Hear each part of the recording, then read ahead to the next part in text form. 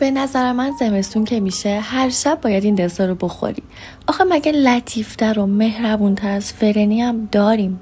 برای درست کردن این فرنی من اول شیر و شکر رو داخل یه ظرف ریختم. حالا آرد برنجم رو بهش اضافه میکنم. یه کوچولو گلاب، یه مقدار هل و چیزی که خوشمزه‌اش میکنه وانیل.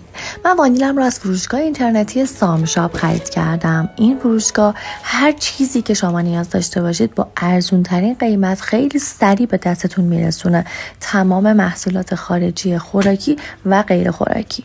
حالا یه مقدار وانیل داخل شیر میریزم. عطر این وانیل واقعا محشره. شیرم رو روی گاز میذارم، با شعله نسبتاً کم مدام هم میزنم. وقتی به غلظتی که دوست دارید میرسه یه مقدار کره میندازید داخل فرنیتون و دوباره هم میزنید. کره باعث میشه که وقتی خنک میشه دیگه روش نمیبنده. در نهایت با پودر پسته، پودر نارگیل، دارچین و هر چی که دوست دارید میتونید تزیینش کنید.